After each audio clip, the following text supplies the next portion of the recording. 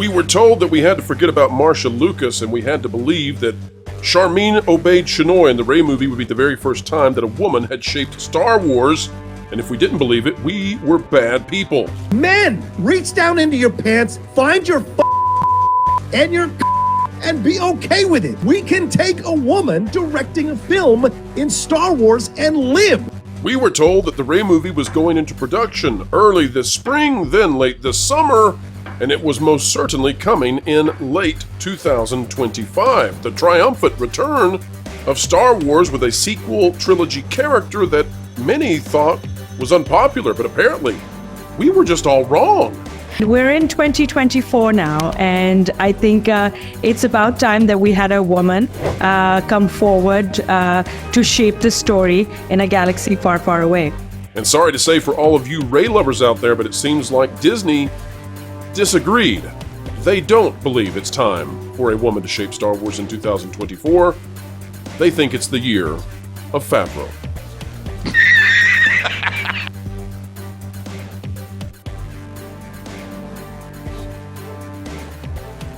Good morning, Pro Nation, to everybody out there, whether it's morning, midday, night, or evening.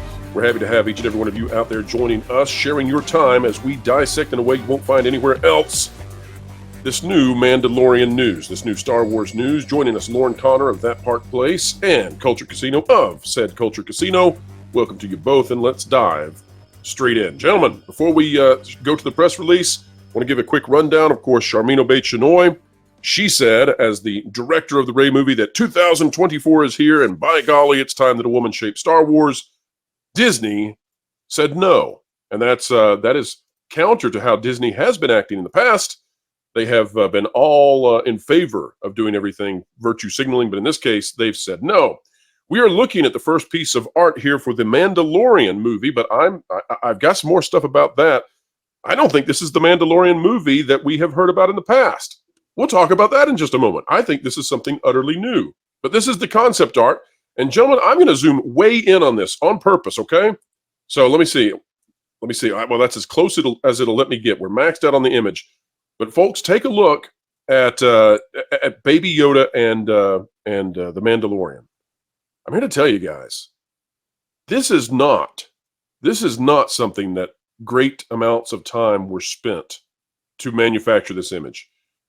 Baby Yoda looks like something out of Warcraft 2.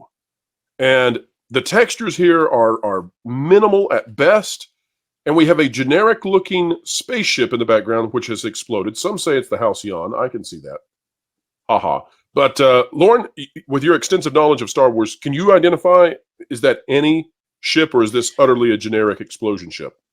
I don't recognize it. The nose looks somewhat familiar, but not with the back end. And so I think they may have just taken pieces of different ships and arranged them in such a way that they contrived the explosion. I could be wrong, but it's not coming to me just from that image. You know what this reminds me of?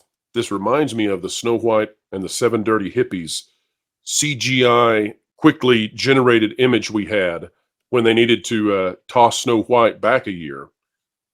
I'm kind of thinking that this is almost, now I'm not saying for sure, but almost I would say that this might be artificial intelligence generated. What do you think, Culture, as we look at it right here? Oh, it's 100% AI. We were actually discussing this earlier in the day, or yesterday, at the point we're watching this. Yeah, we were speculating this was AI because it wasn't particularly good, and it's certainly not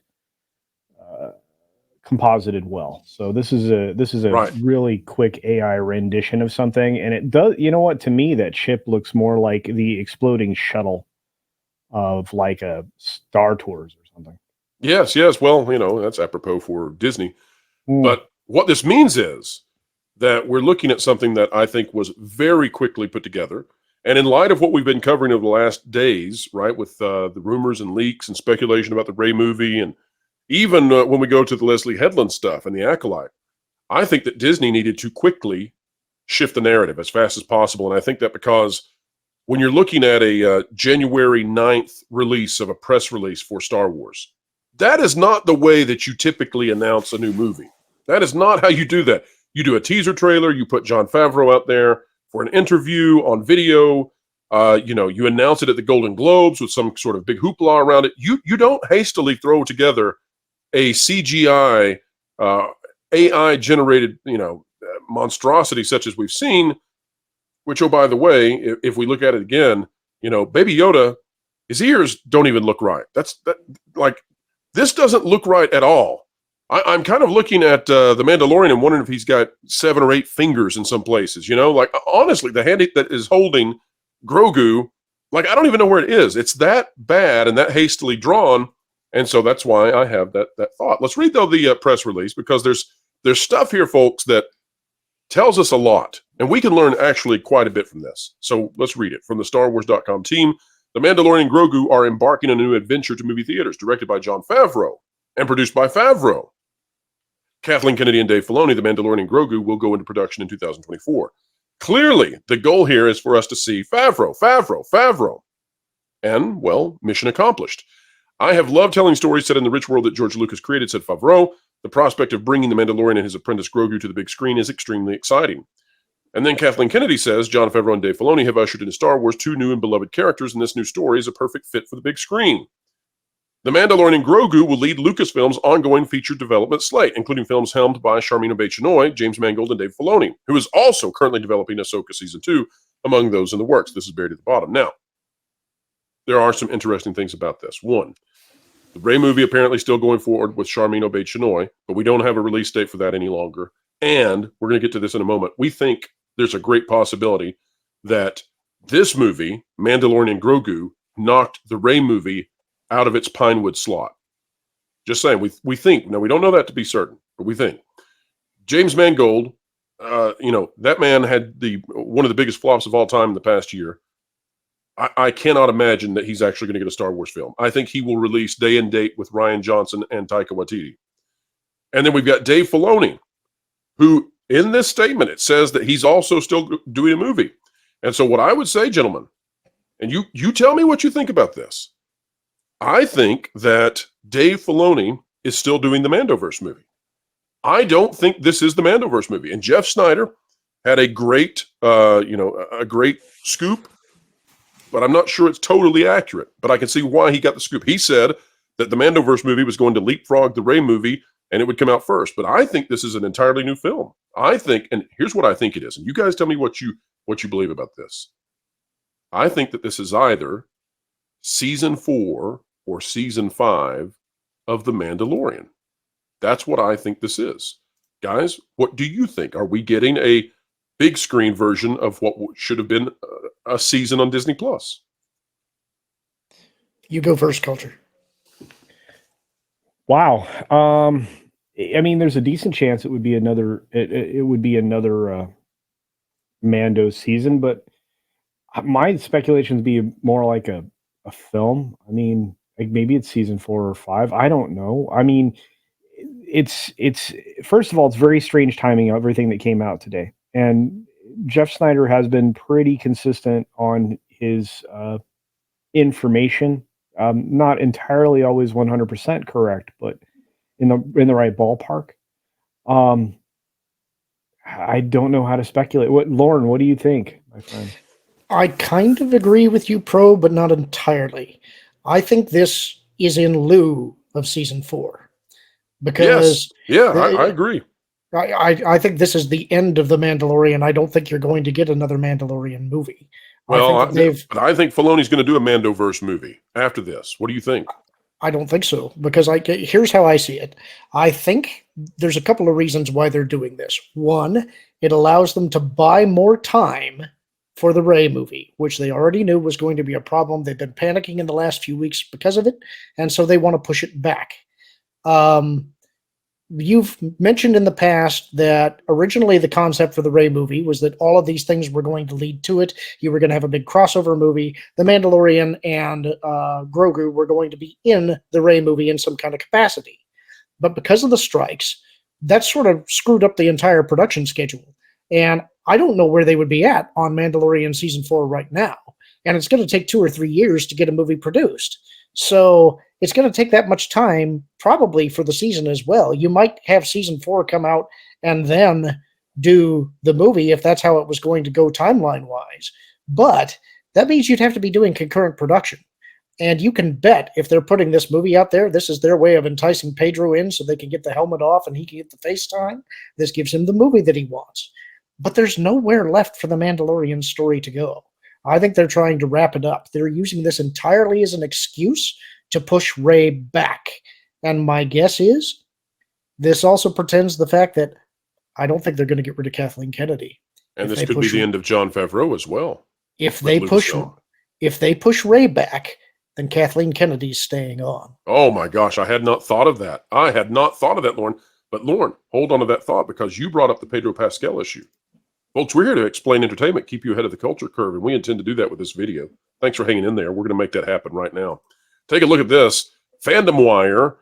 This came out in November of last year. Pedro Pascal's schedule, an absolute nightmare, has 4 projects with combined $77 billion franchise value coming in the next 2 years. It goes on to talk about just how tricky everything's going to be with him for the next few years. He's going to be doing Fantastic Four. He's going to be doing Gladiator 2. And by the way, we think one of those movies is actually in production right now, and one of them is going to go in production. Why are we bringing this up right now? Well, bringing it up because I'm not sure that Pedro Pascal can do a season of The Mandalorian plus do a movie unless he's willing to be simply the voice actor for either one of those. If he's willing to just be the voice actor, fine. Like if he's not even on the set for the movie, he just comes in and he's like Owen Wilson recording for Lightning McQueen, fine, whatever. But if he's actually going to be, if the helmet's coming off, I don't know where he can fit both of those things in, Mandalorian season 4 and the movie. And that's why I kind of lean towards this being the transition of season 4 into a cinematic experience. Although it could be that season 4 comes out next year and is the lead into the movie. That's possible. I don't know how that would work, but let me give you guys one other piece of information before we go farther. Let me show you this. This is really cool. In the past on this channel, we talked about how the Rey movie was supposed to go into production in late spring, early summer. And then we talked about how we were hearing here on this channel that the Rey movie's production had been backed up to late summer. All right. Now, what do we got in it's in the Hollywood Reporter, actually. We're not going to pull that article up right now, but the Hollywood Reporter is saying that this Mandalorian and Grogu movie will go into production at the end of 2024 summer. Now, take a look at this. This coincides with something really important because this was out of the Bespin Bulletin. And the Bespin Bulletin, I think, really does a great job of tracking rumors and reporting honestly. December 5th, 2023, Daisy Ridley-led untitled Star Wars movie reported to begin filming on April 7th, 2024. And where was it going to go to be shot? Pinewood Studios over in the UK. Now, here's what I'm thinking, and it's a possibility, but it's not for sure, folks. We're in speculation territory here. I'm thinking that based on the reaction that Charmin Obaid-Chinoy got, I'm thinking based on, well, let's just put it out this way. I'm thinking that Charmin Obaid-Chinoy, that there was something happening behind the scenes where she might have been trying to prevent what's going on now. And that is that I think that the Rey movie was kicked out of its production, including the reservation for Pinewood. I'm thinking, I don't know this, but I'm thinking the Rey movie may have been kicked out of that and that the Mandalorian was put in its place. Disney doesn't lose the reservation then. They're not fined, no penalty. They kick the Rey movie out. They let it bake a little bit longer, figure out what they're going to do with it. And I'm thinking that Charmin Obaid-Chinoy, that she thought, and that's why she came out and she made the statements she did. And then in spite of that, well, maybe even more so, Disney had to get hold of the narrative again. And so that's why they went public with a press release rather than what you would typically do, which is an all-out multimedia assault to get people to be excited again. Guys? There's another thing there, too, and that's at the very end of that press release. They took great pains to mention that James Mangold is still working on something and Ahsoka Season 2 is still in production. And those are both things that have been rumored to not actually be happening. Right, this was the catch-all PR release, right? Catch-all. Fix all the narratives that we don't like. Yep, they wanted to make sure that everybody knows these things are still in production. They're still happening.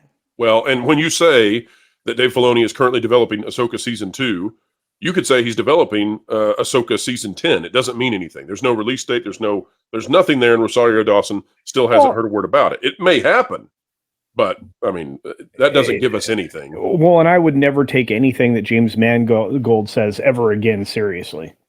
Right. Well, I don't think James Mangold is getting a movie. There's just no way.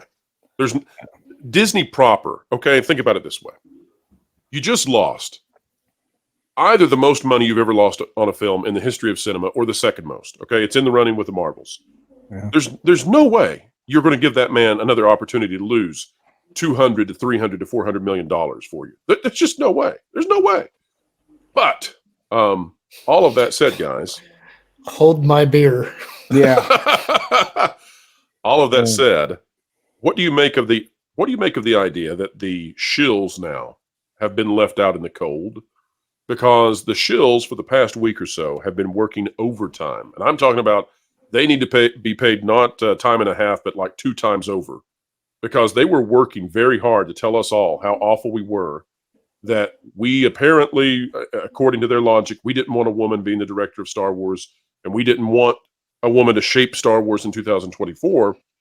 Now we find out Disney doesn't either, because Disney is not letting Charmin Obaid-Chinoy do the directing of a film in 2024. She might in 2025. We don't know. Maybe she gets a shot at it in 2026. We don't know. But it's not now. Wasn't the calendar slated for the Rey movie in 2026, like towards the end? Actually, the Rey movie was, we believe, coming out in the end of 2025, December 2025, which is now where The Mandalorian will land. The Mandalorian and Grogu now slated for December 2025. Star Wars movies need at least 2 years from beginning to end. I agree, and that's why another point, Culture, on why I think this has to be a repurposing of a Mandalorian season. I don't see how you can generate a script that quickly. Even Jon Favreau, who is an ace at efficiency in producing a film, I don't see how you could do it unless there's already a script and you're just repurposing. I don't think you can. I'm racking my brain on how to put a film together, and again, I mean, the majority of the production is going to be in the UK, if not all of it. It certainly won't be in California. Everything unless they do it in the volume. It's too expensive for an entire film. Well, no, I mean they don't care about money. We've just had this conversation. They'll spend $300 million, $400 million on a film, which is crazy, but it's not beyond them.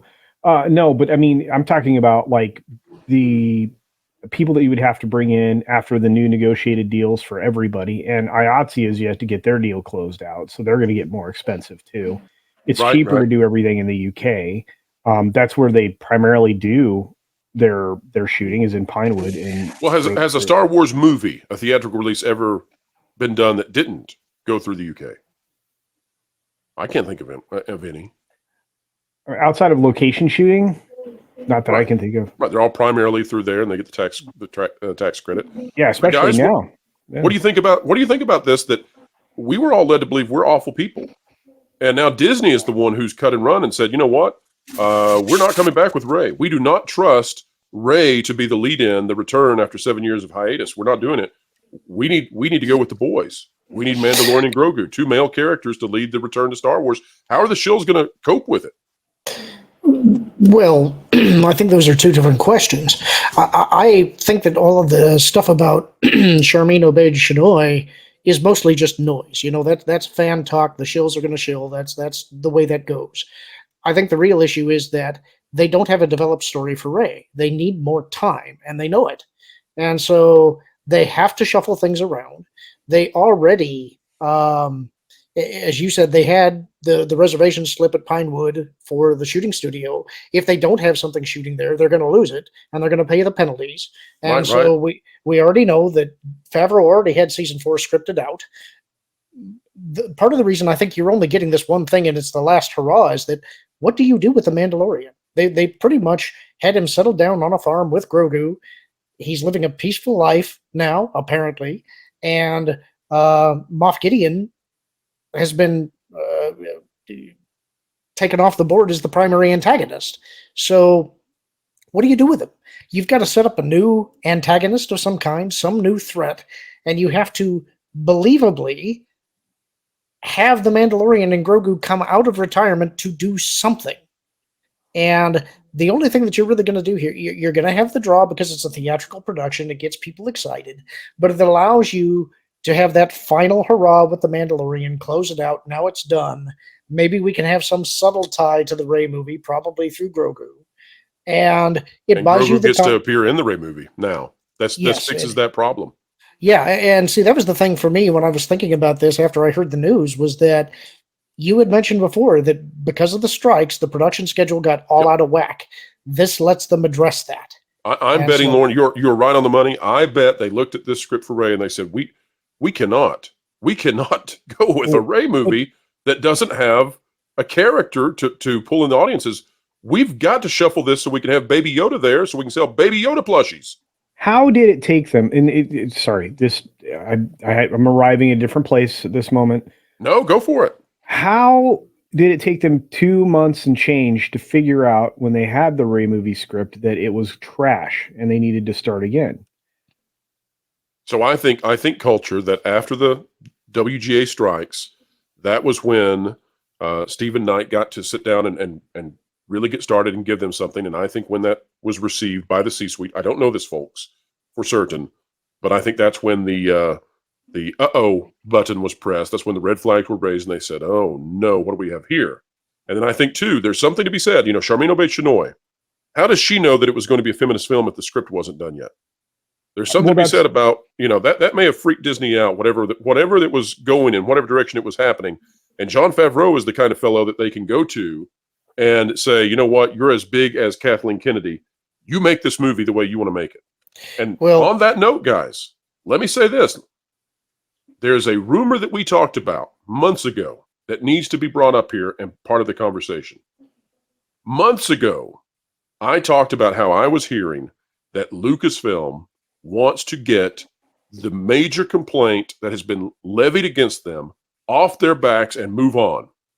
And that is that we never got the chance to see Luke, Leia, and Han together. I do not think that they are so pandering. We had to get this in. That they are so pandering that they would bring those three together in whatever form they can for 10 or 15 seconds and use that as the hook, right? After the movie's been up for a week, put that in every commercial on TV you can to try to get people to come back and see this movie. What do you guys think about the possibility? It's in the time frame that they could do this, and then they can move on, and Dave Filoni can bring his Ahsoka characters and do whatever he wants with them. What do you guys think, that this might be their chance to do that, and is it way, way too late? In my opinion, Favreau is the big question mark for me. Now there's a couple reasons for that, but the big one is that he's been absolutely silent since last April. I don't think anything has really been said. He did his duty at Star Wars Celebration, but he was obviously under duress or in pain. It appeared to me. Annoyed. Yeah. And so my question is, how much control does he have, and how really into this is he really? I still stand by the fact that, to me, Season 3 of The Mandalorian did not feel like a Favreau product. Now, neither did Book of Boba Fett. I could be wrong, but to me, it doesn't hold water to me that was Favreau product. So what did they promise him? What are they giving him to have him do this? And they better give him the moon. Whatever the man wants. They have nobody else. I know you think that they are going to put this cameo together to try and please the fans, but in my opinion, they might try it, but this is the wrong place to do it. The Mandalorian is not Luke, Han, and Leia's story. That would have been the Thrawn series. It would make more sense to do that in the Ahsoka product than it would here. So, I don't know. To me, it just I fully agree with you, Lauren. But I also understand Lucasfilm, and it would not surprise me if the edict came down out of Disney and they said, we don't care what you have to do. Put those three together for 10 seconds at the end of the film and let them save the day or help, beat a baddie so we can get that shot done and get out of here. We're tired of hearing about it, and we need to put these characters out. They're cobwebbed, remember, but we need to get these cobwebbed characters out for merchandise. None of your other crap sells. We need baby Yoda, and we need Luke, Leia, and Han. That's what I think.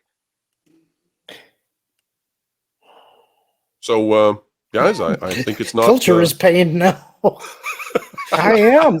Okay, so let me rewind. Favreau came on board to do Star Wars or something with Star Wars, specifically at the request, not of Kathy, but of Bob. My understanding is Favreau said, I think I can help you guys with this. I don't think this is going so well. Right. So he came in, developed something. It's universally beloved. And then Kathy puts her face in it. Right. With the firing of Gina Carano, the jettisoning of the entire universe that was being developed, which was going to play out through the Rangers of the New Republic. The only way you get him back to do something this big is don't you give the fans out there hope. Don't you do it, Culture. I'm telling you, that would do it, though. You want to get people back at the theaters, that's what you do. Yeah. Okay, say that again, Culture. I accidentally stepped over you vocally. It's fine. I'm just saying you have to give him carte blanche, freedom of what else? Complete autonomy. You have to bring in characters that are loved. You have to unmothball things. And I'm not talking about the original trilogy of characters, because as far as I'm concerned, they're dead. So it doesn't, you can't bring, two of them literally, one was killed in the movie, one is actually dead, and the other one's brain dead at this point. So,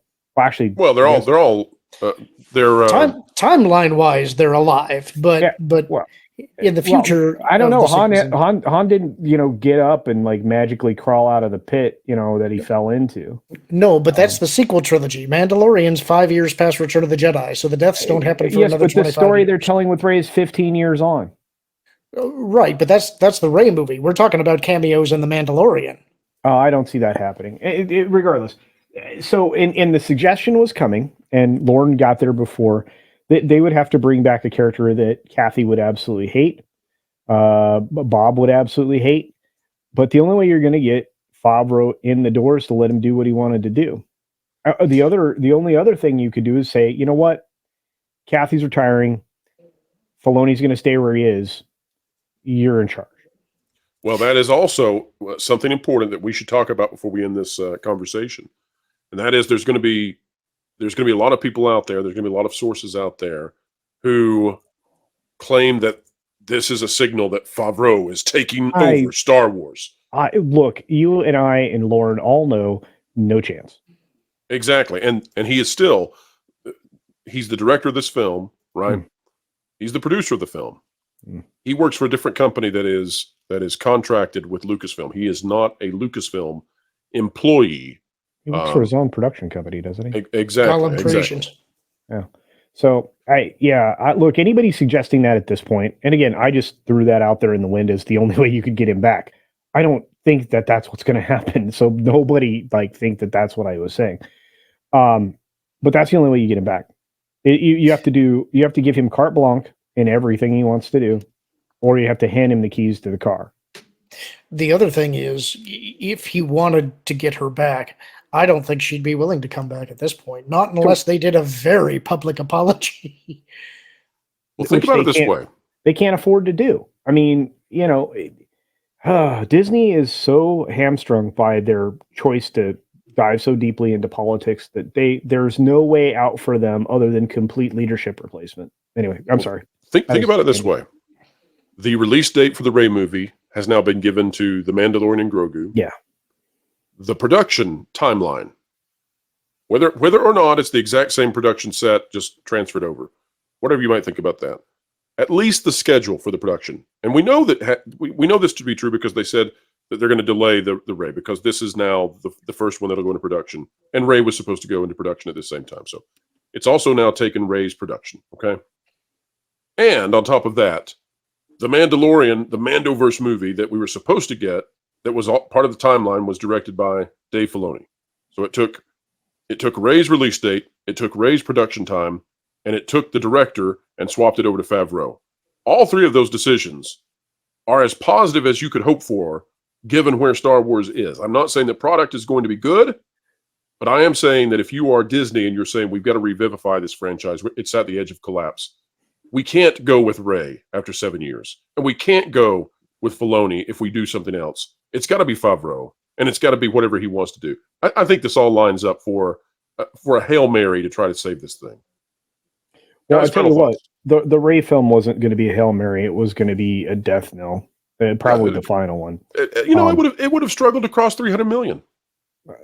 Well, I would have easily surpassed that in budget, but that's a whole other conversation.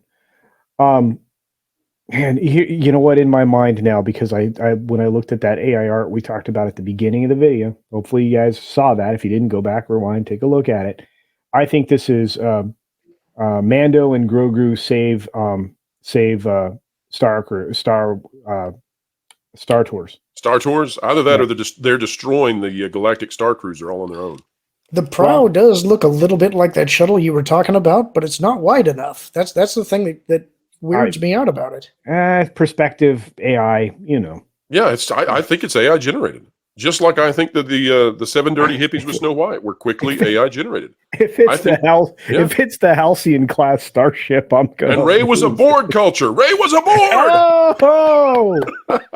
Baby Yoda is a savage, I tell you. Well, folks, we endured a week of being called the worst vermin in the world because we dared say, making half your clientele uncomfortable, probably a bad idea. But apparently Disney agrees with us because the Rey movie is delayed. No idea when it'll come out. This movie now gets its place, and Jon Favreau is in the lead. We're not here to tell you it's going to be good. We're not here to tell you it's going to be bad. We're here to tell you that we'll cover it. And as we unravel and inspect some other things, which we are working on actively, we're going to bring that to you as soon as we possibly can. This appears by all accounts to have been a very hasty announcement. They needed to change the narrative. They have done so. Now it's up to Favreau to deliver something that could be good, and it may be at the cost of a new season of The Mandalorian. We will find out. Of course, Lorne of That Park Place doing a fantastic job covering the extended universe from Days Gone By over on his channel. Make sure you check it out. Culture Casino, always known as the hardest working man on YouTube, continuing to carry that torch. And gentlemen, thank you for being here. Folks, if you like content like this, consider clicking the like button, share, subscribe, and when you click it, you stick it to the algorithms, hit the notification bell. Drop a comment down below, let us know your thoughts. Are you anticipating this will be good, bad, or ugly? We will listen to it all. And wherever you are and whatever you're doing, keep learning, keep growing, and keep having fun. Hey everyone, I'm Wilton the Troll, and I got a really important PAF. I just feel it's important to take a moment to reflect on the current slate of Star Wars movie. I mean, we haven't had a woman take the lead on any Star Wars projects whatsoever in Star Wars yet. And that's partly because other women who are leading Star Wars, they don't want to let that happen, which totally isn't stereotypical of women. Am I right, ladies? And yes, it's time for a woman to lead Star Wars. I mean, things that has totally worked in every other sphere of life, especially politics. Come on, Hillary Clinton, you tell them that it's time for a woman to smash that patriarchy. Anyway, that's all I have to say, and I think it's important for you to know that. Thank you.